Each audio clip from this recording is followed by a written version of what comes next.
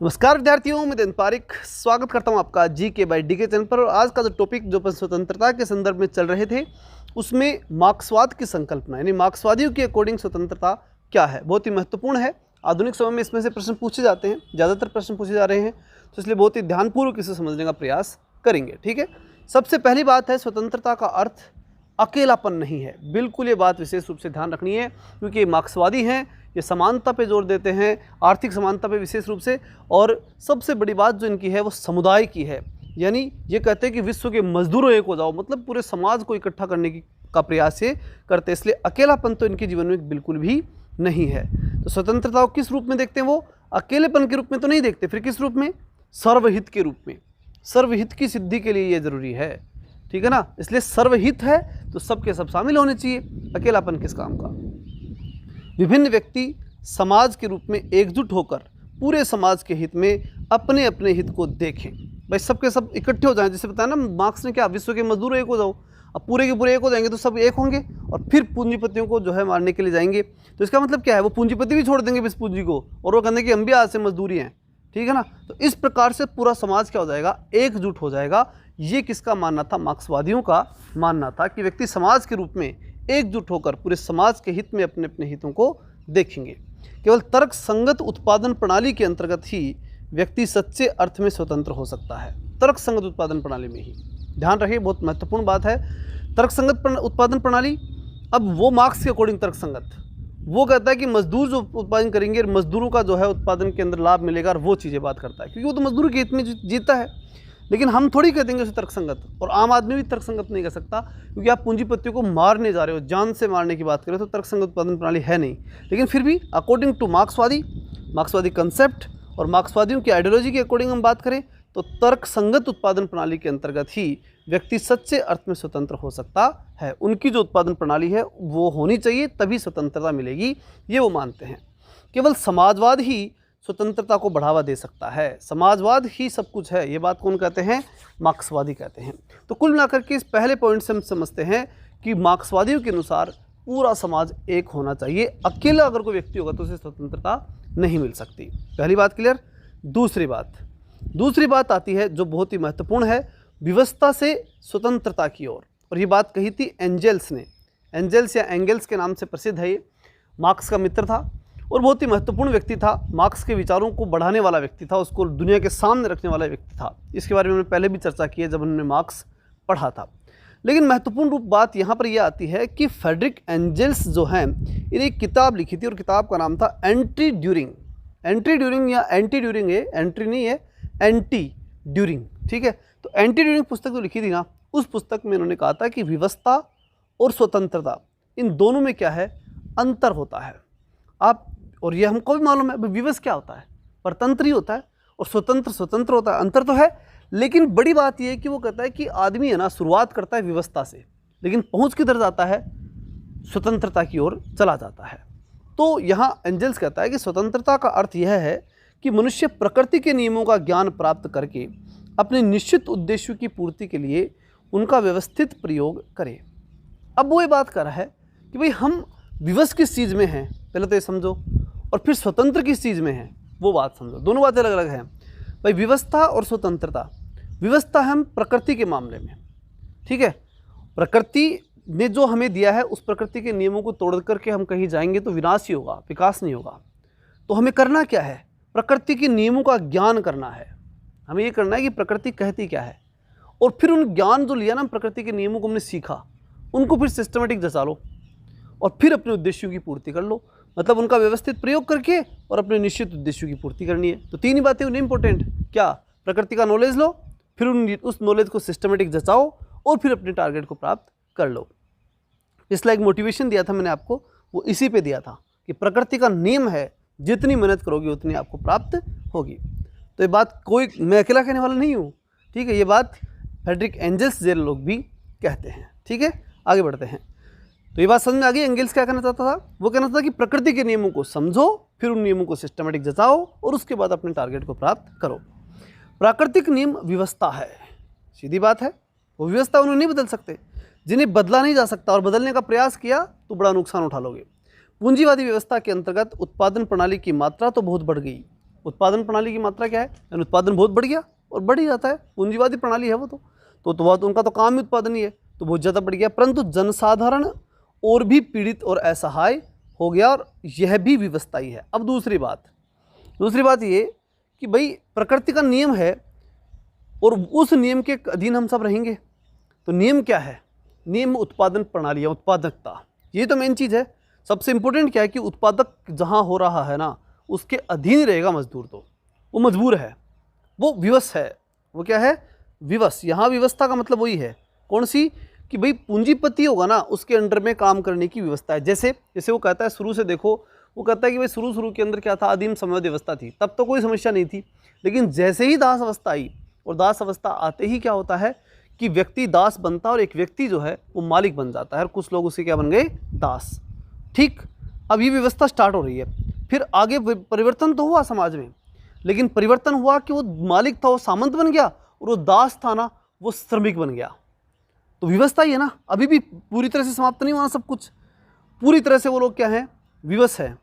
आगे परिवर्तन तो हो रहा है, लेकिन वो दास ही रह रहा है एक तरह का, बदला लेकिन श्रम का श्रम में रह गया ना। मैं पहले भी श्रमिक कर रहा था, अब श्रमिक हो गया, और थोड़ा और बदला पूंजीवादी व्यवस्था में, तो भी क्या हुआ, सामंत पूंजीपति बन गया और वो श्रमिक था वो मजदूर बन गया। मतलब कि प्रकृति का एक नियम हो गया कि किसके अधीन है सब कुछ, जिसके पास उत्पादन पावर है, जैसे पूंजीपति, जैसे सामंत, जैसे मालिक, जिसके पास प्रोडक्टिव कैपेसिटी है, जो कि पूरी मतलब उत्पादन व्यवस्था के ऊपर कंट्रोल कर रखा है, उसके अधीन मजबूरी है कि मजदूर होगा। जो व्यक्ति काम कर रहा है उसके अधीन होगा, ये मजबूरी है। तो फिर क्या करें, तब ये लोग कहते हैं कि इसका इलाज एक ही है, साम्यवाद ले आओ, जितनी भी उत्पादन प्रणाली उस पर कंट्रोल खुद कर लो मजदूर, बस फिर अपने ऑटोमेटिक से सही हो जाएगा सब कुछ, और फिर जो है जनसाधारण जो है वो असहाय और पीड़ित महसूस नहीं होगा।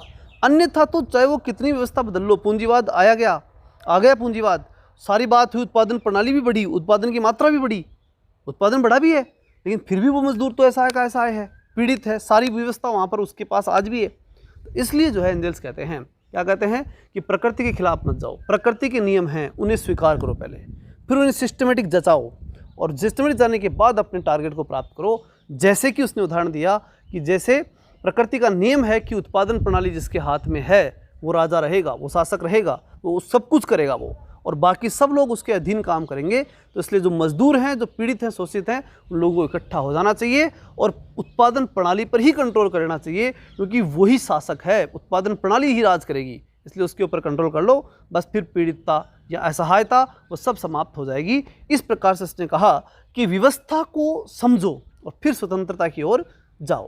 तो इसलिए व्यवस्था से स्वतंत्रता की ओर की बात किसने कही थी, एंगेल्स ने कही थी। अब बात आती है कि आज के मानव के लिए इतिहास का ज्ञान ही पर्याप्त नहीं है, इतिहास को बदलने की क्षमता भी होनी चाहिए। भाई इतिहास का ज्ञान है, और क्या था ज्ञान इतिहास का ज्ञान ये है कि भैया पहले साम्यवाद था, उसके बाद में दास अवस्था आई, फिर सामंत अवस्था आई, फिर पूंजीवाद आ गया, और इससे क्या होना है, जो कि मार्क्स ने इतिहास बता तो दिया, लेकिन एंजल्स कहते हैं कि उससे होना कुछ नहीं है, अकेला वो हो जाएगा, उससे क्या होगा, नहीं होगा। ज्ञान हो गया इतिहास का, फिर उससे क्या, अब इतिहास बदलो भी, बदलने का समय आ गया। इसलिए पूरे पूंजी मजदूर क्या हो जाओ एक, और फिर किसको समाप्त करो, पूंजीपति को। तो इतिहास बदलने की क्षमता भी जरूरत है, और जब इतिहास बदलने की क्षमता आप में होगी तो आप स्वतंत्र हो सकते हो, तब आप व्यवस्था से किधर जाओगे, स्वतंत्रता की ओर, तब सारी व्यवस्थाएं समाप्त होंगी, अन्यथा इन्हीं व्यवस्थाओं में आप जीते चले जाओगे। केवल वैज्ञानिक समाजवाद की सहायता से ही मनुष्य व्यवस्था लोक के लिए से निकलकर स्वतंत्र लोक में प्रवेश कर सकता है। केवल एक तरीका है, क्या, वैज्ञानिक समाजवाद। इस वैज्ञानिक समाजवाद से ही आप क्या कर सकते हो, व्यवस्था से स्वतंत्रता की ओर जा सकते हो। और वो वैज्ञानिक समाजवाद क्या है, वही है पूरे मजदूर एक और की क्रांति करेंगे पूंजीपतियों के खिलाफ, और पूरी सब कुछ समाप्त करके, और जो सारी पूंजी उसके ऊपर सारे मजदूरों का नियंत्रण होगा, और सिस्टमेटिक रूप से। वैज्ञानिक समाजवाद का मतलब क्या है, सही रूप में अगर पढ़ा जाए तो वो ये है कि योग्यता अनुसार काम करो और आवश्यकता अनुसार प्राप्त करो, और वही तभी होगा जब सब कुछ मजदूरों के कंट्रोल में होगा। यानी जो जिसमें योग्यता हो करो, आराम से स्वतंत्र हो, जिसमें जितनी योग्यता उतना काम कर लो, ठीक, स्वतंत्र होना आप, और फिर जितनी आपको आवश्यकता उतनी आपको मिल जाएगा। तो कितनी बड़ी स्वतंत्रता है, यही वैज्ञानिक समाजवादी चाहते हैं कि इससे स्वतंत्रता मिलेगी, ऐसे मिलेगी पूरी स्वतंत्रता। और कहाँ से, उस व्यवस्था से आप किधर चले जाओगे, स्वतंत्रता की ओर पहुंच जाओगे। लेकिन किस तरीके से, वैज्ञानिक समाजवाद के माध्यम से पहुंचोगे। क्लियर होगी बात। अब बात आती है कि कम्युनिस्ट मैनिफेस्टो में मार्क्स ने इस बारे में क्या कहा था। मार्क्स ने कहा था समाजवादी क्रांति के बाद सामाजिक विकास के क्रम में प्रत्येक मनुष्य, समाजवादी क्रांति कौन सी होगी, वही मजदूर जब हिंसक क्रांति करेंगे, ठीक है, सर्वहारा का अधिनायक तंत्र चलेगा, वो समाजवादी क्रांति होगी। तो अगर है कि सर्वहारा का अधिनायक तंत्र जब चलेगा वो समाजवादी क्रांति होगी, उसके बाद जो सामाजिक विकास होगा यानी वो जो साम्यवाद आएगा अंतिम रूप से, ठीक है, वैज्ञानिक समाजवाद जो आएगा जिसे हम साम्यवाद भी बोलते हैं, ठीक है ना, उस साम्यवाद और वैज्ञानिक समाजवाद के अंदर क्योंकि सभी व्यक्ति क्या है, स्वतंत्र है, चाहे जितना काम करो और जितनी जरूरत है उतना ले आओ, ठीक है, ये बात होगी उसमें, तो योग्यता अनुसार काम करना और आवश्यकता अनुसार प्राप्ति, यही तो है वैज्ञानिक समाजवाद। तो उस वैज्ञानिक समाजवाद या साम्यवाद के अंदर आप जैसे ही प्रवेश करोगे यानी सामाजिक विकास के क्रम में प्रत्येक मनुष्य का स्वतंत्र विकास सब मनुष्यों के स्वतंत्र विकास की आवश्यक शर्त बन जाएगा। मतलब कि एक एक व्यक्ति का स्वतंत्र विकास होगा और उससे पूरा समाज का स्वतंत्र विकास हो जाएगा। लेकिन करना कैसे है, पहले पूरे समाज का स्वतंत्र विकास करो। अब पूरे समाज का स्वतंत्र विकास होगा तो व्यक्ति किस में रहता है, समाज में रहता है, तो इसलिए व्यक्ति का भी क्या हो जाएगा, ऑटोमेटिक विकास हो जाएगा। लेकिन ज़रूरत है किसकी, समाज के विकास की। अगर समाज का विकास कर दोगे तो व्यक्ति का विकास तो ऑटोमेटिक हो ही जाएगा। ये बात कहाँ लिखी है मार्क्स ने, कम्युनिस्ट मैनिफेस्टो 1948 के अंदर उसने बात लिखी थी। That's clear. तो यहाँ बात क्या कहना चाहता है, मार्क्स क्या कहना चाहता है, एंजल्स की बात तो क्या थी, व्यवस्था से स्वतंत्रता की ओर चले जाओ। और मार्क्स खुद क्या कहना चाहता है, मार्क्स खुद कहना चाहता है कि सामाजिक विकास का जब क्रम आएगा यानी साम्यवादी अवस्था जब होगी उसमें प्रत्येक मनुष्य को करना यह है कि पूरे समाज को स्वतंत्र करना है। जब पूरा समाज स्वतंत्र हो जाएगा तो व्यक्ति ऑटोमेटिक स्वतंत्र हो ही जाएगा। लेकिन शर्त क्या है, समाज स्वतंत्र होना चाहिए। और व्यक्ति के अकेले स्वतंत्र होने से क्या है, कुछ नहीं कर सकता, व्यक्ति अकेला क्या कर लेगा जब बाकी समाज के लोग परतंत्र है। तो ये चीज़ ध्यान रखनी है। नेक्स्ट बात है स्वतंत्रता का मानववादी आधार। मार्क्स ने एक पुस्तक लिखी थी इकोनॉमिक एंड फिलोसफिकल मैन्यूस्क्रिप्ट्स 1844, बहुत ही महत्वपूर्ण पुस्तक है इसकी है और आपको याद रखनी है, ठीक है ना। इकोनॉमिक, देखो इकोनॉमी की बात ही करते हैं लोग, समाजवादी समानता चाहिए इनको, यानी इनको आर्थिक समानता चाहिए, इसलिए इकोनॉमिक एंड फिलोसफिकल मैन्यूस्क्रिप्ट्स 1844 जो है ये किताब मार्क्स ने लिखी। क्या लिखा उसमें, पूंजीवादी मनुष्य को मनुष्य नहीं रहने देता। पूंजीवाद क्या नहीं करने देता, मनुष्य को मनुष्य नहीं रहने देता। ये बड़ी बात है। पूंजीवाद की स्थिति ये है, मनुष्य को मनुष्य न रह करके और वो उसे पशु की तरह विवश बना देता है। मजदूर है, विवश है, उठ करके सुबह 9 बजे उठ करके जाएगा, कपड़े पहन करके 8 बजे तक, शाम को 5 बजे तक, 8 बजे तक जो भी है वो काम करेगा, शाम को आएगा और आकर के जो है वो मतलब खाना वाना खा के सो जाएगा। पहले खुद को भूलेगा, पहले सबसे पहले तो परिवार को भूलेगा, समाज को भूलेगा, फिर अंत तक खुद को भी भूल जाएगा और सब कुछ भूल भाल करके सबसे अलगाव पैदा हो जाएगा उसको। तो मार्क्स कहते हैं अलगाव पैदा हो जाता है किसमें, पूंजीवादी अवस्था में। तो यहाँ पर यही बात कहना चाहता है ये कि पूंजीवादी मनुष्य को मनुष्य नहीं रहने देता, तो मनुष्य की रचनात्मक शक्तियाँ और कोमल भावनाओं को नष्ट कर देता है। बहुत बड़ी बात है। अब रचनात्मक शक्ति कहाँ रहेगी, सुबह 9 बजे उठ के आप ऑफिस चले जाओ और आज 5 बजे 7 बजे आओ, 8-9 बजे खाना खा के सो जाओ, कहाँ क्रिएटिव हो गया आप। क्रिएटिव बनने के लिए टाइम चाहिए और वो आपको मिलेगा नहीं, कहाँ, पूंजीवाद में। आपको बिल्कुल टाइमली पशु की तरह बांध दिया, टाइम टू टाइम। पूंजीवाद में मनुष्य को स्वतंत्रता की क्षमता नष्ट हो जाती है। स्वतंत्रता के माध्यम से वो कुछ क्रिएटिव कर सके, उसकी जो कोमल भावनाएं हैं वो कुछ नया बना सके, ऐसा संभव ही नहीं है। स्वतंत्रता को वापस लाने का तरीका है अलगाव और परायेपन को दूर करने वाली परिस्थितियां पैदा करना। उसके लिए क्या करना पड़ेगा भाई, आपको अगर वो चीज़ समाप्त करके वापस से स्वतंत्रता लानी है, यानी पूंजीवाद के अंदर से जो बुराई आ गई, पूंजीवाद से क्या हुआ, आपकी स्वतंत्रता नष्ट हो गई, यही हुआ मार्क्स के अकॉर्डिंग। अब उससे क्या है कि आपको अलगाव पैदा होगा। मैंने बताया ना कि भाई जब मान लीजिए सुबह से शाम तक ऑफिस में काम करोगे तो क्या अपने परिवार से बातचीत करने का समय मिलेगा, क्या लगाव पैदा होगा, नहीं होगा। क्या दोस्तों से मित्रता मिलेगी, नहीं मिलेगी। समाज के अंदर मित्रता मिलेगी या समाज में लगाव होगा, नहीं होगा, कहीं लगाव नहीं रहेगा और अंत तक खुद से भी लगाव समाप्त हो जाएगा।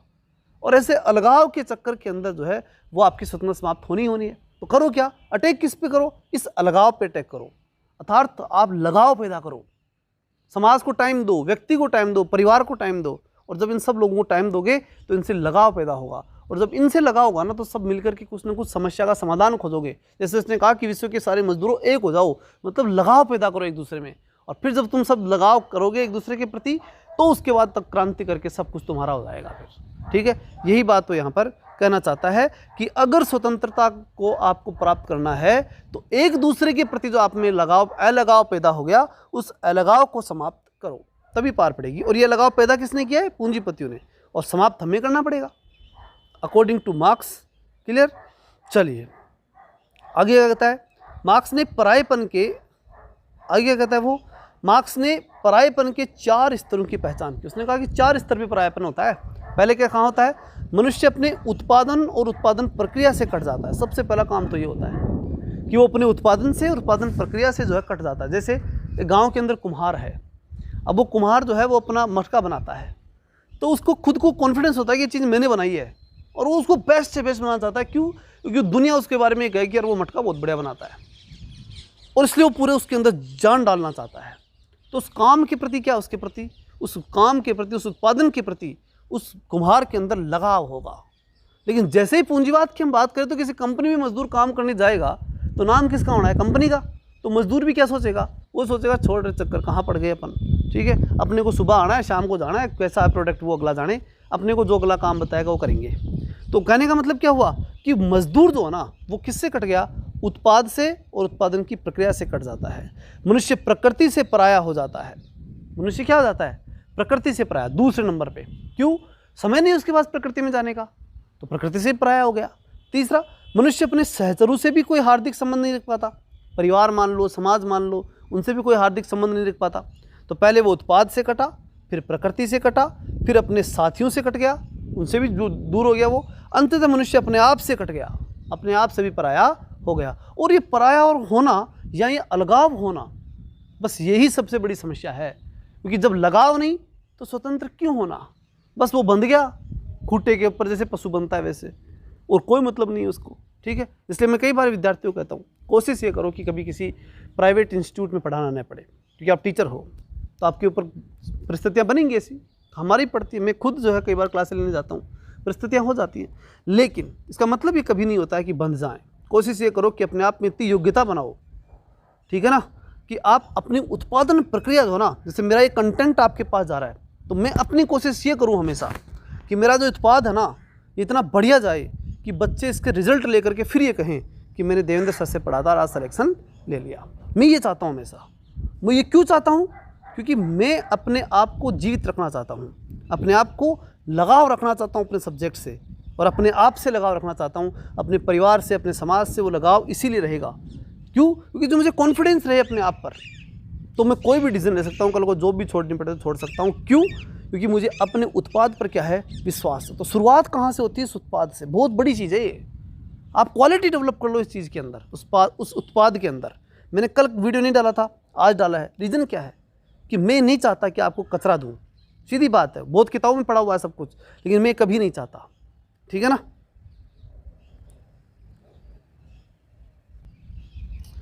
चलिए, तो बात समझ में आ गई होगी। लगाव रखना है अपनी क्वालिटी से बस, और फिर दुनिया में सब कुछ आपका है, घबराने की कभी ज़रूरत नहीं है। आगे चलते हैं। तो समझ में आया ना, परायापन का मतलब समझ में आ गया, अलगाव का मतलब। और ये अलगाव जिस दिन खत्म कर दिया ना, उस दिन स्वतंत्र होगे तुम, अन्यथा तो स्वतंत्र देश हो सकता है, आप नहीं हो सकते, ठीक है। चलिए, तो अगली महत्वपूर्ण चीज़ आती है पूंजीवादी प्रणाली। उस पूंजीवादी प्रणाली में होता क्या है? मानवीय प्रतिभा और गुण जो ना, उनको उन परिस्थितियों का दास बना देती है।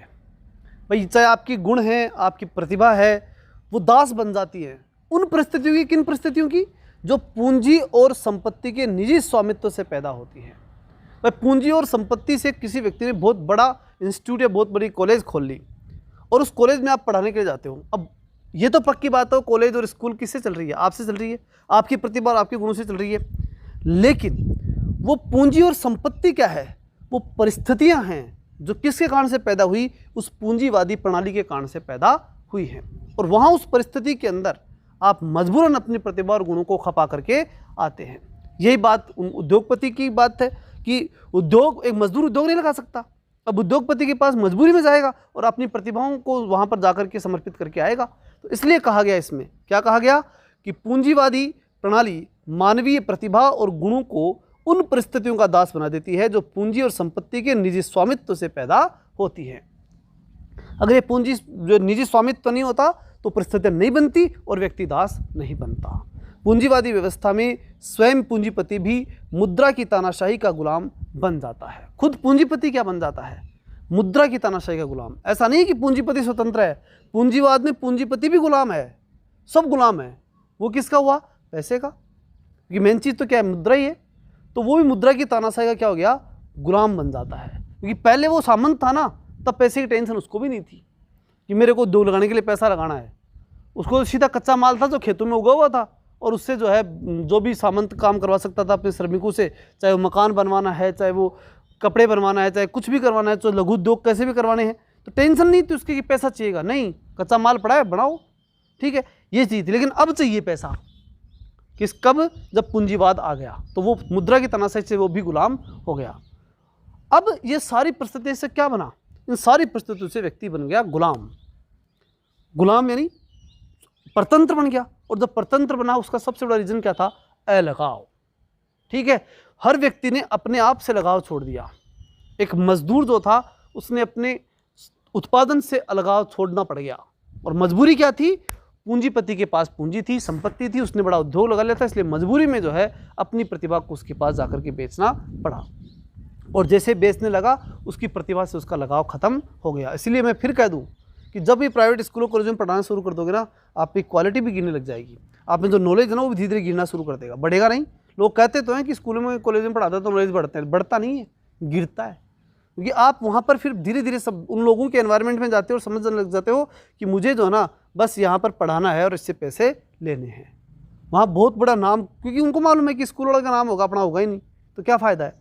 ये चीज़ इसके अंदर आती है। इस अलगाव की मुक्ति के लिए मार्क्स ने साम्यवाद का रास्ता दिखाया। इस अलगाव से मुक्ति कैसे मिलेगी? साम्यवाद से, उसने बता दिया। तो सबसे पहले आपको क्या करना है? सबसे मेन चीज़ ध्यान रखनी है कि उत्पादन प्रणाली से लगाव पैदा करना है, और उसके लिए साम्यवाद जरूरी है। सारे मजदूरों का राज आ जाएगा ना, तो सिर्फ सारे मजदूर फिर क्या करेंगे? सब सारे मजदूरों का राज आ गया तो मजदूर क्या करेंगे? अपना उत्पाद करेंगे, प्रोडक्ट बनाएंगे, ऑटोमेटिक उसके प्रति लगाव लगेगा। ठीक है, ये बात उसका मानना था। मैं यहाँ एक शब्द कह रहा हूँ, अब क्या मानना था? किसका? मार्क्स का मानना था। लेकिन उसका नेगेटिव इफेक्ट बड़ा ज़बरदस्त आया था फिर, क्योंकि मार्क्स की इस बात के चक्कर में लोगों ने क्रांति कर भी दी, और क्रांति कर दी तो फिर उसके बाद में स्थिति ये हुई कि मजदूरों को ये बताया गया क्या कि तुम अपनी योग्यता अनुसार काम करो और तुम्हें जितना चाहेगा वो हम दे देंगे। अब वो जितना चाहेगा उतना हम दे देंगे। अब इस बात से वो टेंशन फ्री हो गए वो मजदूर। उन्होंने फिर वापस से अपने उत्पाद से लगाव हटा दिया। क्यों? क्योंकि जो है उत्पाद से लगाव कब होता? उत्पाद से लगाव तब होता जब उस उत्पाद का कुछ उन्हें उत्पाद के अकॉर्डिंग मिलता है। यानी एक बहुत बढ़िया प्रोडक्ट अगर कोई मजदूर बनाता तो उसको उतने ज़्यादा पैसे मिलते, और अगर कोई घटिया बनाता तो उतने मिलते। तो घटिया वाला मेहनत करता कि नहीं करता? करता।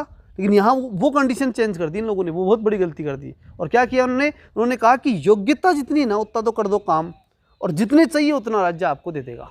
तो ऐसे में फिर मजदूर क्या हो गया? निठल्ला हो गया। और ऐसे करते करते दुनिया के देशों से ये साम्यवाद धीरे धीरे समाप्त हो गया, गायब हो गया। ये कंसेप्ट उनका बहुत गड़बड़ कर गया। लास्ट वाली बात गड़बड़ कर गई। जो उनकी थ्योरी थी ना, बाकी तो सारी सही थी, व्यवस्था वाली बात रहे, सारी बातें सही थी। लेकिन इन्होंने जो मेन चीज़ दी लास्ट वाली कि योग्यता अनुसार काम करो और आवश्यकता अनुसार प्राप्त कर लो, अगर वो ये कह देते ना कि योग्यता अनुसार काम करो और योग्यता अनुसार ही प्राप्त करो, जो कि पूंजीवादी कहते हैं आज, ठीक है ना, आज वो पूंजीवादी उन्होंने अपना सुधार कर लिया, और नव उदारवादी जो बन के आए हैं उन लोगों ने इसमें थोड़ा बहुत परिवर्तन करके अपने आप को डेवलप कर लिया, और उसका बड़ा लाभ उन लोगों को हुआ। और आज पूरी दुनिया क्या किसकी ओर जा रही है? उदारवाद की तरफ। ठीक, चलिए अब हम आते हैं हंगरी के एक ऐसे विचारक जिसका नाम था जॉर्ज ल्यूकास। अब ये जॉर्ज ल्यूकास है, ल्यूकस नहीं है, ध्यान रखना। ठीक, ये लुकास वो व्यक्ति है जो ये कहता है क्या कि पूंजीवाद के अंतर्गत कामगार यानी सर्वहारा वर्ग यानी मजदूर वर्ग अपनी वर्ग स्थिति से अलगाव के कारण वस्तुपरक ज्ञान प्राप्त करने की क्षमता विकसित कर सकता है। मतलब उसको रियलिस्टिक नॉलेज मिल जाता है। ठीक है ना। आप वो जो बता रहा था ना मैं कि थोड़ी देर पहले कि आपको स्कूल ज्वाइन नहीं करनी चाहिए, लेकिन एक परिस्थिति में बहुत ज़रूरी हो जाती है वो स्कूल एक बार करके देख लेनी चाहिए, है ना। क्या? क्योंकि दूर वाले लोग भाई बड़े से स्कूल मिल जाए तो वहाँ काम करे, नहीं, एक बार करके देख लो। करोगे ना साल 2 साल और वहाँ की मजदूरी समझ में आ जाएगी तो पढ़ना शुरू भी कर दोगे, फिर छोड़ो। बस उसका इतना ध्यान रखना कि उसके गुलाम मत हो जाना, उसको एडिक्शन में मत ले लेना, वरना तुम बर्बाद हो जाओगे। एडिक्शन के अंदर लोगे तो फिर तुम लगातार स्कूलों में कॉलेजों में से पढ़ाते रहोगे तो वो एडिक्शन हो जाएगा। तो वो तो नहीं करना, एडिक्शन तो नहीं पालना है, लेकिन एक बार जो है ना वो करके ज़रूर देख लेना है कि ये ज़िंदगी कैसी है। जो दिख रही है ना वो उतनी आसान है नहीं, वो मजदूरी कितनी महंगी पड़ती है वो मालूम पड़ेगी, तब पढ़ाई में अपने आप ध्यान हो जाएगा। और यही बात जॉर्ज लुकास कहता है। वो क्या कहता है कि मजदूरों को मालूम पड़ गया, इन कामगारों को, इन सर्वहाराओं को मालूम पड़ गया कि पूंजीवाद में जब हम काम करेंगे, और जब पूंजीवाद में उन्होंने काम किया तब इनको मालूम पड़ गया क्या कि क्या होता है मजदूरी करना, ये चीज़ इनको मालूम पड़ गई। और इस कारण से जो वस्तुपरक ज्ञान, जो ऑब्जेक्टिव नॉलेज उनको मिला ना, उससे प्राप्त करने की क्षमता जो है वो कहाँ हुई थी? पूंजीवाद में ही हुई थी। पूंजीवाद नहीं होता तो उसको मालूम नहीं पड़ता क्या कि भाई इस मजदूरी का क्या नुकसान है। तो वस्तुपरक जो ज्ञान मिला है ना, वो इस पूंजीवाद के चक्कर में मिला है, और फिर दिमाग में लगेगी टक्कर, और फिर क्या करेंगे वो? क्रांति। ये बात कौन कर रहा है? जॉर्ज लुकाच ये बात कहता है, हंगरी का विचारक था। ठीक है, एक बार वापस लाइन पढ़ लो। वो कहता है कि पूंजीवाद के अंतर्गत कामगार या सर्वहारा वर्ग अपनी वर्ग स्थिति से अलगाव के कारण, वर्ग स्थिति कौन सी है? मजदूर होने की स्थिति, और उससे क्या हो गया? उसका अलगाव। वो भूल गया कि मैं मजदूर हूँ। वो सुबह जाता शाम को आता, सुबह जाता शाम को आता, और उस बुरी स्थिति या उस वर्ग की स्थिति को के प्रति क्या हो गया? अलगाव। यानी दूसरे मजदूरों से उसका लगाव नहीं रहा कि मैं दुख पा रहा हूँ ना, मैं परेशान हूँ तो हूँ, बस ठीक है, वो जा रहा है आ रहा है। वो ये नहीं देख रहा कि ये भी परेशान है, मैं परेशान हूँ, हम सब मिलकर के इसका समाधान निकाल लें। इतनी सोच उसमें डेवलप नहीं हो रही थी। लेकिन ये होगी भी कहाँ पर ये सोच डेवलप? ये पूंजीवाद में ही डेवलप होगी, और तो कहीं होने का सवाल भी नहीं था। अलगाव के कारण वस्तुपरक ज्ञान प्राप्त करने की क्षमता भी उसमें क्या हो गई? विकसित हो गई। थोड़े दिन चलता रहा उसके साथ ऐसा, वो मजदूरी करता रहा, और धीरे धीरे उसने देखा कि सबके सब मजदूर दुखी हैं। तब वो जाकर के सब एक होंगे, और उनमें वस्तुपरक ज्ञान उनके अंदर आएगा, और एक क्षमता विकसित होगी जिसके माध्यम से वो क्रांति करेंगे। समझ में आ गई बात? ये जॉर्ज लुकास ये बात कहते हैं। अगली बात आती है समकालीन अलगाववादी सिद्धांत। आधुनिक जो अलगाववादी सिद्धांत है वो क्या कहता है?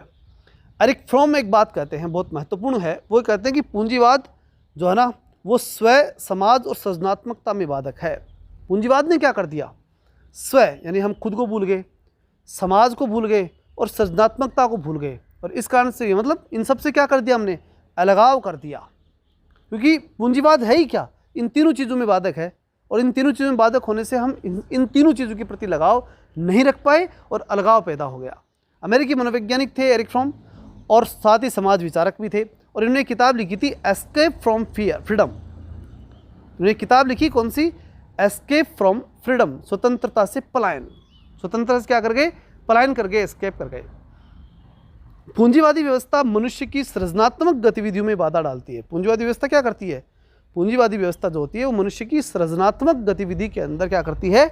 बाधा डालती है, सृजनात्मक नहीं होने देती। ये बात तुमने ऊपर ही कह दी, ठीक है ना? सृजनात्मकता में बाधक है। दूसरा, दूसरे के साथ सामाजिक संबंध स्थापित करने से रोकती है। मतलब ये समाज भी गया आज से, और उसने अपने आप से विमुख करके अपनी आत्म छवि को भी धूमिल कर दिया। मतलब स्वयं भी गया। मतलब तीन चीज़ें, मतलब सीधी सीधी याद रखनी है एरिक फ्रॉम की। क्या? स्वयं, समाज और सृजनात्मकता। तीन चीज़ें छीन ली। किसने छीनी? पूंजीवाद ने। अपने आप से हमें समाप्त कर दिया किसने? पूंजीवाद ने। अपना समाज जो है उससे हमारा लगाव कर दिया, सृजनात्मकता से हमें अलग कर दिया। किसने किया? पूंजीवाद ने। कौन कहता है? Eric from. ठीक है, तो इन तीनों को अलग अलग कर दिया, अलग अलग, फ्रॉम एक दूसरे से अलग। ठीक है, अगली बात, यहाँ परिस्थितियाँ मनुष्य के अलगाव को जन्म देती हैं। यही देंगी भाई, ये तीनों चीज़ें क्या दे रही हैं? स्व, समाज और सृजनात्मकता। इन तीनों में अगर पूंजीवाद बाधक हो जाएगा तो क्या लगाव रहेगा? क्या खुद से लगाव समाप्त, समाज से लगाव समाप्त, सृजनात्मकता से लगाव समाप्त। तो इन परिस्थितियों ने क्या कर दिया? अलगाव को जन्म दे दिया। और ये कौन कर रहे हैं? समकालीन अलगाववादी सिद्धांत के विचारक एरिक फ्रॉम कह रहे हैं। समझ में आ रही है बात? वहाँ जब एंजल्स की हम बात कर रहे थे तो एंजल्स से करा था कि भाई उत्पादन प्रणाली से लगाव हुआ, वहाँ से शुरू कर रहा है वो। लेकिन एरिक फ्रॉम उत्पादन प्रणाली की बात नहीं कर रहा। ये अंतर आप ध्यान रखेंगे। ठीक है, एरिक फ्रॉम उत्पादन से अलगाव की बात नहीं करता। कौन करता है? एंजल्स करता है। और एरिक फ्रॉम किसके अलगाव की बात करता है? स्व, समाज और सृजनात्मकता से अलगाव की बात करता है। फिर बात आती है मनुष्य के लिए भौतिक अकेलापन तो चल जाए। सबसे बड़ी बात तो ये है, समस्या तो यहाँ आती है। एरिक फ्रॉम कहता है कि प्रॉब्लम वो नहीं है, प्रॉब्लम है फॉर्म की, गद्दे की। गद्दे के ऊपर हम सब बैठते हैं ना समाज के रूप में, और वो अकेलापन, वो समाज के अंदर गद्दे पर सब बैठते हैं, वो चीज़ अगर हमें नहीं मिलेगी तो हम हो जाएंगे पागल। ठीक है ना? ये कौन कहता है? वो फ्रॉम कहता है। तो इसलिए फॉर्म का गद्दा याद रखना, फॉर्म के गद्दे पे सबके सब बैठने जरूरी हैं। ठीक, मतलब अकेले नहीं होने चाहिए, क्योंकि अगर सामाजिक रूप से अगर अकेले हो गए ना तो एरिक फ्रॉम कहता है कि व्यक्ति पागल हो जाता है। ठीक है, तो कहता है कि मनुष्य के लिए भौतिक अकेलापन ऐसा नहीं है, समझ में आती है, भौतिक अकेलापन ही ऐसे नहीं होता है, लेकिन परंतु आधुनिक युग में जो सामाजिक संसर्ग कट गए, परिवार से, समाज से, वो जो संसर्ग कटे ना, वो विलक्षण अकेलापन अनुभव करता है और उसका नैतिक अकेलापन है, मतलब वो विलक्षण होता है। वो अकेलापन कैसा होता है? विलक्षण होता है, एक स्पेशल अलग प्रकार का होता है, बीमारी पैदा करने वाला होता है। ठीक है ना। उसने एक शब्द कहा था कि नैतिक, अच्छा उससे क्या होगा भाई, समाज से हम अगर अलग हो जाएंगे, परिवार से अलग हो जाएंगे, तो हम नैतिक रूप से अकेलापन महसूस करेंगे। बड़ी बात यह है। और उस नैतिक अकेलापन से क्या होता है? एक भयंकर बीमारी पैदा होती है, और वो कौन सी है? मनोविदलता। ये ध्यान रखना, जैसे विनाशकारी रोग से व्यक्ति क्या हो जाता है? ग्रसित हो जाता है मनोविदलता से। मन में उसे हमेशा घिन्नता रहती है कि मैं क्या कर रहा हूँ, न मैं किसी व्यक्ति से मिल रहा, न किसी समाज से मिल रहा, न मैं अपनी कोई खुद की सृजनात्मकता पैदा कर पा रहा, कुछ नहीं कर पा रहा, समाप्त हो रहा हूँ मैं धीरे धीरे, जीवन मेरा यूं ही जा रहा है। ये चीज़ उसको लगती है। ठीक है ना। ये उसको बार बार ऐसा लगता है। किसको लगता है? ये एरिक फ्रोम के अकॉर्डिंग प्रत्येक व्यक्ति को लगता है। कहाँ? जब पूंजीवाद के अंदर वो व्यक्ति खड़ा होता है। मतलब पूंजीवाद के कारण पहले तो भौतिक अकेलापन आएगा, फिर उसके बाद सामाजिक संसर्ग, मैंने कहा ना स्वयं, समाज और सृजनात्मकता, वो इसका मतलब सामाजिक संसर्ग, सामाजिक तो मेल मिलाप है, वो कट जाता है, यानी विलक्षण अकेलापन आता है, और उससे नैतिक अकेलापन आता है। ठीक है। सामाजिक अकेलेपन से क्या आया? नैतिक अकेलापन। और नैतिक अकेलेपन से क्या आया? उससे फिर एक रोग पैदा हुआ, इसका नाम था मनोविदलता। ठीक। अब बात आती है कि इस मनोविदलता से, इस रोग से बचने का इलाज क्या है? क्या करें? ये अकेलापन न रहे, ये प्रश्न उठता है ना।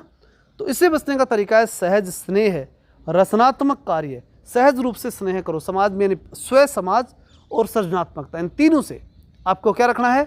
सहज रूप से स्नेह रखना है, रचनात्मक रूप से कार्य करने, मतलब अपनी क्रिएटिविटी को बढ़ाना है। परिवार और स्वयं से तो आप स्नेह रखो, चाहे कितनी बिजी हो, उसे स्नेह रखना पड़ेगा आपको। और क्रिएटिव रहो हमेशा, क्योंकि कब मालूम नहीं आपको क्रिएटिविटी की जरूरत पड़ जाए। अगर क्रिएटिव रहोगे तो निश्चित रूप से अपना कुछ लेकर के चलोगे दुनिया में, और जब अपना कुछ होगा ना, तो दुनिया के अंदर जब भी कभी समस्या में खड़े होगे, तो वो अपना नॉलेज, अपना कार्य, अपनी उस क्रिएटिविटी के माध्यम से आप जीवित रह पाओगे, अपने आप को जीवित रख पाओगे। बहुत बड़ी बात है।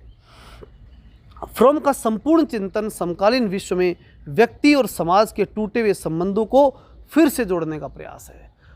जो ये उसने पूरा जो संबंध जो दिया ना, संपूर्ण चिंतन, उसमें क्या दिखाई दिया कि भाई व्यक्ति और समाज के जो संबंध टूट गए ना, वो जुड़ने चाहिए। महत्वपूर्ण बात यह है, वो जुड़ने चाहिए, क्योंकि भौतिक अकेलापन चल जाएगा, उसको तो सहन भी कर जाएंगे, लेकिन सामाजिक संसर्ग कट गया ना, तो मनोविदलित हो जाओगे, पागल हो जाओगे, कुछ नहीं पड़े बचेगा। ठीक है। और पैसों ही पैसे के चक्कर में पागलता लेकर के और मूर्ख की तरह जीवन जीना पड़ जाएगा। कई बार देखा नहीं कि कुछ लोगों के पास कुछ नहीं होता, लेकिन आनंद होता है। वो आनंद कहाँ से आता है? स्वयं, समाज और सृजनात्मकता से आता है वो आनंद। ध्यान रखना इस बात का। नेक्स्ट बात आती है मार्क्यूजे की। मार्क्यूजे क्या कहते हैं? उन्होंने किताब लिखी one dimensional man, studies in the ideology of advance industrial society 1968। किसने कही थी?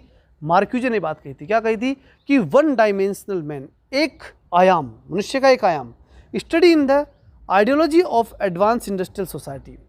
एक जो इंडस्ट्रियल सोसाइटी है ना, उसके अंदर मनुष्य एक वन डायमेंशनल होकर के रह जाता है, कुछ नहीं बचता, भौतिकता बचती है उसके पास। तो उसके ऊपर मार्क्यूजे ने मारे गए। मार्क्यूजे मार के छोड़ेंगे ये तो कौन? पूंजीपति। ऐसा दिखाने का प्रयास मार्क्सवादियों ने किया। ऐसा नहीं है, जितना दिखा रहे ना बहुत ज़्यादा, ऐसा भी नहीं है। ठीक है। आज भी जो है व्यक्तियों को जब पूंजीपति के यहाँ काम करते हैं ना हम, तो वहाँ पर ऐसा भी नहीं है कि बहुत अत्याचार ही हो रहे हैं। वहाँ छुट्टियाँ मिलती हैं, जीवन जी सकते हो, ऐसी कोई दिक्कत नहीं है। बस एक बात ज़रूर कहता हूँ कि जितना आप स्वयं और समाज को टाइम बाकी क्षेत्र में, नहीं व्यक्तिगत जीवन, या बस बोल सकते हैं व्यक्तिगत बिजनेस करके, या फिर ये बोल सकता हूँ कि मतलब आप जो है कोई क्रिएटिविटी करके दे सकते हो, उतना नौकरी करके कभी किसी के नहीं दे सकते। क्योंकि नौकरी की तो स्वयं से भी, समाज से भी और क्रिएटिविटी, तीनों से गायब हो जाओगे तुम। ठीक है ना। ये जरूरी है। तो मार्क्यूजे क्या कहते हैं? मार्क्यूजे कहते हैं one dimensional man, studies in the ideology of advance industrial society 1968। इसमें वो कहते हैं कि पूंजीवाद में जनसंपर्क के साधनों द्वारा मनुष्य केवल एक आयाम, तुच्छ भौतिक इच्छा को उत्तेजित किया है। नहीं, भौतिक इच्छा एक आयाम गणा है। वन डायमेंशन कौन सा है? भौतिक इच्छा, एक ही आयाम है भौतिक इच्छा, और सब समाप्त हो गए। मनुष्य की बहुआयामी व्यक्तित्व जो है वो समाप्त कर दिया गया। अब उसके पास वो नहीं है बहुआयामी व्यक्तित्व, वो बात ही नहीं बची आजकल। ठीक है। उसके पास कोई ना कोई एक चीज़ मिल जाए तो ये बहुत बड़ी है आजकल तो। ठीक है ना। तो भौतिक इच्छा के चक्कर में लगा रहता है। जब पैदा होता है बच्चा, उसको पढ़ाते भी इसलिए हैं कि नौकरी लग जाए, और कुछ नहीं सोचते, नौकरी होनी चाहिए बढ़िया सी।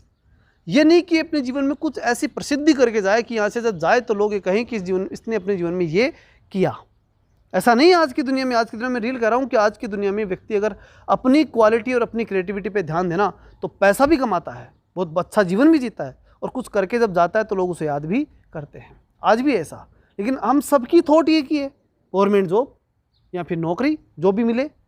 ऐसा नहीं है कि हम सोचना नहीं चाहते, लेकिन हम दबाव में हैं, प्रेशर में हैं, क्योंकि हमें वो भौतिक जो एनवायरनमेंट बना हुआ है ना, पैसा जो दुनिया में चाहिए, उसके दबाव में हम सब हैं, मजबूर हैं हम सब।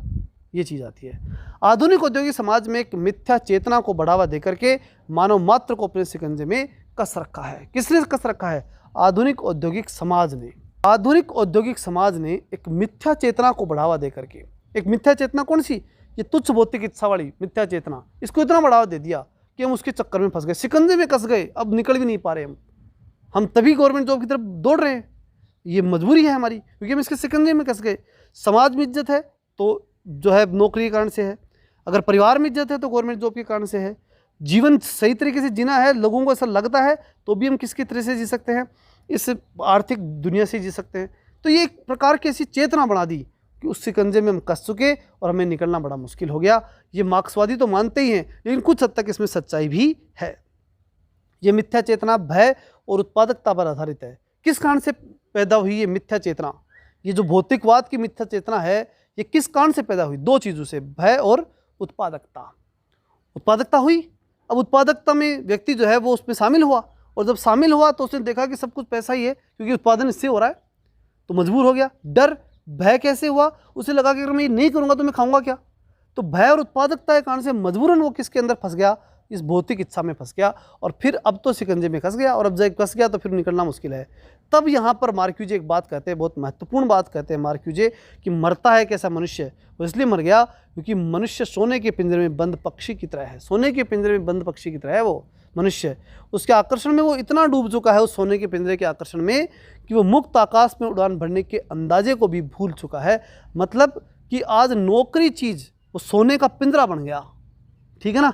अब उसके प्रति वो इतना आकर्षक हो गया मनुष्य, चाहे वो प्राइवेट हो चाहे गवर्नमेंट हो। जहाँ जब हम मार्क्स की बात करते हैं तो पूंजीपति के यहाँ काम करने की बात कर रहा है, और जब हम हमारी बात करते हैं, आज गवर्नमेंट जॉब की दुनिया की बात करें, जब आज भारत में इसका ज़्यादा इफेक्ट बड़ा है, तो ऐसी स्थिति में हम जब बात करें तो हमें ये गवर्नमेंट जॉब आकर्षण दिखता है कैसा? एक सोने के पिंजरे की तरह दिख रहा है, और हम इतने आकर्षित हो चुके हैं। ये पिंजरा है, बिल्कुल पिंजरा है। जितना जब तक तुम रिटायर्ड नहीं हो तुम कुछ नहीं कर सकते, गवर्नमेंट जॉब ही करनी पड़ेगी। अगर आपने ज्वाइन कर ली तो अपनी क्रिएटिविटी को भूल जाओ, ज़िंदगी की कुछ क्रिएटिव नहीं है तुम लोग, अब मजबूर हो, ठीक है ना। तो इसलिए वो जो उड़ान है ना, मुक्त उड़ान, वो भूल चुके आप। मुक्त उड़ान को भूलना पड़ता है, सब कुछ गिरवी रखना पड़ता है नौकरी के अधीन, ठीक है ना। और वो अंदाज़ा सा ना, वो जो खुला ज़िंदगी का जीने का था, वो भूलना पड़ता है। क्यों भूलना पड़ता है? उस भौतिकता के चक्कर में, क्योंकि वो चाहिए तनख्वाह, वो ज़रूरी हो गई, और इसलिए हमें क्या चाहिए?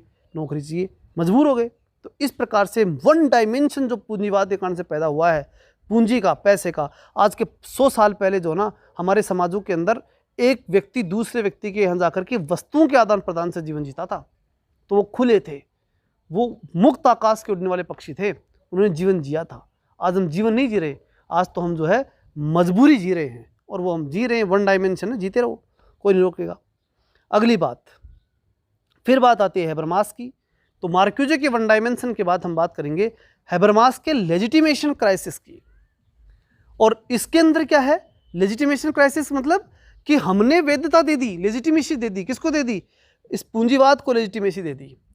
हमने दे दी, हम दे नहीं रहे क्या? पहले तो पूंजीवाद को दी गई थी, आजकल गवर्नमेंट, यहाँ पर मैं ये भी लिख सकता हूँ, वो तो मार्क्स के लोग हैं, तो हैबरमास वाले तो ये तो पूंजीपतियों के खिलाफ ही बोलेंगे, लेकिन अगर हम बोलें तो गवर्नमेंट जॉब के खिलाफ बोल सकते हैं। गवर्नमेंट जॉब क्या है? आज क्राइसिस है, उसको हमने लेजिटिमेसी दे दी। वहाँ पर लेजिटिमेसी क्राइसिस है गवर्नमेंट जॉब का, हमने उसको वैधता दे दी। यहाँ अगर मैं पूंजीवाद की जगह अगर लिख दूँ कि सरकारी नौकरी की वैधता, ठीक है ना, तो ये क्या, कौन सी क्राइसिस है? ये क्राइसिस कौन सी है? ये लेजिटिमेसी क्राइसिस ही है, कि इसको समाज ने इतना महत्व दे दिया कि चाहे लग जाए 10,000 की नौकरी, लेकिन हो सरकारी।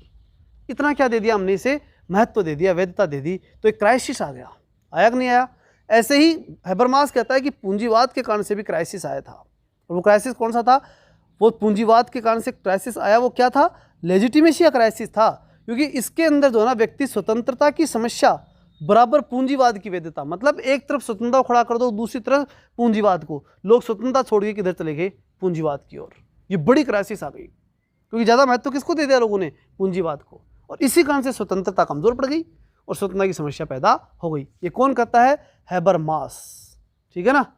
हर कोई व्यक्ति किधर जा रहा था, हेबर यानी हर कोई किधर जा रहा था, पूंजीवाद की तरफ, इसलिए स्वतंत्रता की समस्या पैदा हो गई, क्राइसिस पैदा हो गया। तो ज़्यादा महत्व किसको दे दिया आपने, पूंजीवाद को, लेजिटिमेसी किसको दे दी, पूंजीवाद को, इसलिए क्राइसिस पैदा हो गया। कौन कहता है, हैबरमास। मनुष्य की तर्क बुद्धि साध्य नहीं है, साधनों को संगठित करना सिखाती है। कौन, तर्क बुद्धि, बहुत ही महत्वपूर्ण बात है। मनुष्य की तर्क बुद्धि साध्य नहीं, साधनों को संगठित करना सिखाती है, बहुत महत्वपूर्ण बात, ध्यान समझना। देखो क्या कहता है कि तर्क बुद्धि है हमारी, वो क्या कहती है, पैसा कमाओ, यानी साधन, क्या कमाओ, साधन, साधनों को संगठित करो। पैसा कमा कर क्या करोगे भाई, जीवन जिएंगे साहब। अच्छा, जीवन कैसा होना चाहिए, श्रेष्ठ होना चाहिए, उत्तम होना चाहिए। उत्तम जीवन कैसे मिलता है, उत्तम जीवन होता है जिसमें कोई टेंशन ना हो, यही होता है। और टेंशन कब नहीं होती, जब हम एक ही समय नहीं होती, जब हम उच्च स्तरीय आध्यात्मिक जीवन जिए, जहाँ हमें किसी चीज़ के प्रति हम आकर्षित ना हो, ठीक है, जहाँ हमें ये टेंशन नहीं हो कि गाड़ी अगर 4 व्हीलर ले ली तो उसका टायर पंचर हो गया, अब आप 1000 करोड़पति होंगे, अब उस गाड़ी का टायर पंचर हो गया तो उसको सुधारने की क्या हो गई आपके, टेंशन। अब क्या करोगे आप, अब आपका ये बताओ कि कहाँ पर उच्च जीवन हो गया, कोई जीवन होगा क्या, नहीं होगा।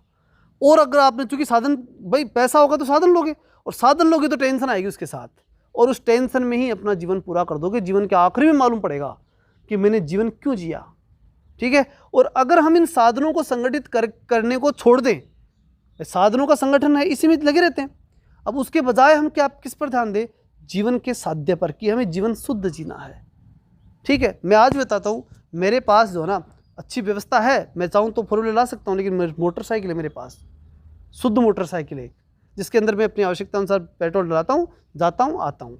क्यों, क्योंकि मुझे मालूम है अगर मैं ज़्यादा बड़ी ले आया, फिर दिमाग में मेरे क्या आएगी, टेंशन आएगी, बार बार सोचूंगा यार क्या किया, क्या नहीं किया, इसका क्या करूँ, ठीक, ये गाड़ी खड़ी हुई है, इसका क्या, कहाँ रखूँ, क्योंकि बार तो ये दिक्कत हो जाती है, क्योंकि जो बिल्डिंग है उसके अंदर नीचे पोर्च के अंदर अगर हम देखें, मेरी जो बिल्डिंग है उसके पोर्च में एक गाड़ी जगह है, और कुछ यहाँ पर जो बाकी जो किराएदार आदि जो रहते हैं यहाँ पे, उनकी गाड़ी खड़ी होगी, तो मेरे को उनकी या मेरी खुद की कोई ना कोई टेंशन तो पक्की है। तो इसलिए जो है साधनों को संगठित करना क्या है, नुकसान है।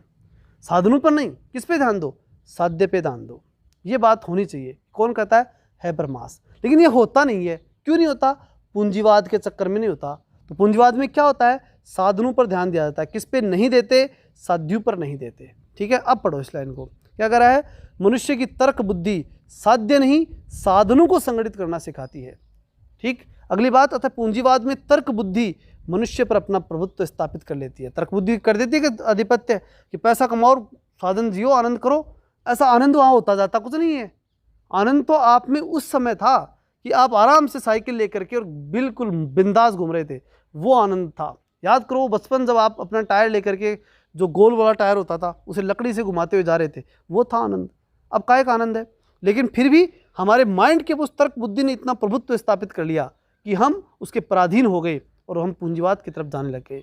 उसकी पराधीनता का कारण बन गई क्या, वो पूंजीवाद जो है ना, उसने हमें पराधीन कर लिया। और किसके कारण से, उस तर्क बुद्धि कारण से। वापस देखना इस लाइन को, पूंजीवाद में तर्क बुद्धि मनुष्य पर अपना प्रभुत्व स्थापित कर उसकी पराधीनता का कारण बन गई। कौन बन गई, ये तर्क बुद्धि। तर्क बुद्धि की ही पराधीनता कारण बनी है। अगर उसमें तर्क नहीं होता ना इतना, तो पराधीन क्यों होता, तब तो आनंद से जी रहा था। उदार लोकतंत्र में संस्थाओं ने मनुष्यों के परस्पर संबंधों को बाजार समाज के ढर्रे पर खरीदार और विक्रेता के संबंध में बदल दिया। बहुत ही महत्वपूर्ण ये लाइन भी है। क्या, उदारवादी लोकतंत्र। उदारवादी लोकतंत्र मतलब पूंजीवाद, इतना समझ लो, ये ध्यान रखना।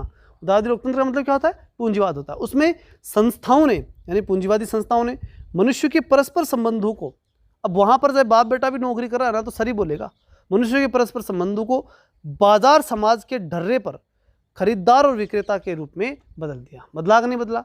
एक जो है ऑफिस के अंदर पिताजी मतलब जो है अगर बाबू के रूप में काम करे, वहीं पे आप अधिकारी बन गए, तो वो बाबू जो है वो आकर के सही बोलेगा, वहाँ तो सबके सामने बोलना पड़ेगा, मजबूर है उसका। तो यहाँ खरीदार और विक्रेता के संबंध होते हैं, जो मानवीय संबंध है वो गायब है, ठीक है ना। इसलिए स्वतंत्रता की समस्या क्रिएट हो जाती है, क्योंकि हमने किसको लेजिटिमेसी दे दी, पूंजीवाद को लेजिटिमेसी दे दी, उसको जो है उन साधनों को संगठित करना जो है उनको महत्वपूर्ण हमने समझ लिया, पूंजी को महत्वपूर्ण हमने समझ लिया। ये बड़ी चीज़ हो गई। आगे हेबरमास क्या कहता है, वो कहता है कि परंपरागत समाज जो था ना, उसने पौराणिक धार्मिक दार्शनिक व्याख्याओं से जुड़ी हुई संस्थाओं को वैधता दी थी, यानी धार्मिक ग्रंथों को वैधता दी थी। और हम किसको दे रहे हैं? पूंजीवाद को, उसको वैधता दे रहे हैं। क्यों दे रहे हैं? परंतु पूंजीवाद ने वैज्ञानिक जानकारी स्वचालित मशीनों की प्रामाणिकता को स्थापित करके उनको वैधता दे दी। वैज्ञानिक मशीनों को और इन चीज़ों को क्या दे दी? वैधता दे दी। अब हम हो गए उनके गुलाम। ठीक, उनके परंपरागत आधार को नष्ट कर दिया। जो आधार परंपरागत रूप से था उस आधार को नष्ट कर दिया। ठीक है, आज प्लास्टिक की बोतल आती है, पहले मिट्टी का घड़ा आता था, तो वैधता बदल गई पूरी की पूरी। ठीक है, हमने उस चीज़ को वैधता दे दी, फ्रीज में बोतल है उसको वैधता दे दी। वो घड़ा भी तो ठंडा पानी दे रहा था, लेकिन हमने उसको वैधता समाप्त कर दी उसकी। हालांकि हमें मालूम है कि क्वालिटेड पानी होगा इसमें कोई किसी प्रकार का जो है वो अब मतलब, एक तो वो फ्रीज वाला था, उसमें कुछ न कुछ इस प्रकार की गैस मान लो, चाहे कुछ ही मान लो, कुछ न कुछ मिश्रित हो गया, उसमें कुछ नहीं हुआ। बिल्कुल प्योरिटी है, प्रकृति है, सारी नेचर है और कुछ नहीं है।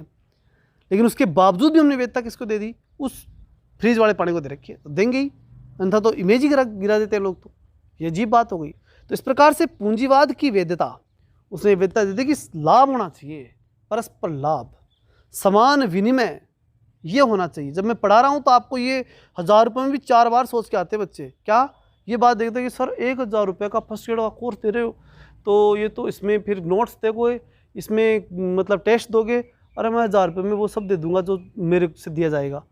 आप क्या समझते हैं कि मैं कोर्स जब 1000 रुपये दे रहा हूँ तो पैसे के लिए दे रहा हूँ? क्या नहीं दे रहा? ये तो पक्की बात हो गई, तय हो गया।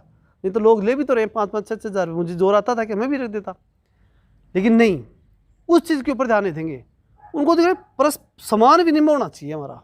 ठीक है ना, परस्पर लाभ, वो अच्छी बात है, लाभ हो, ठीक है।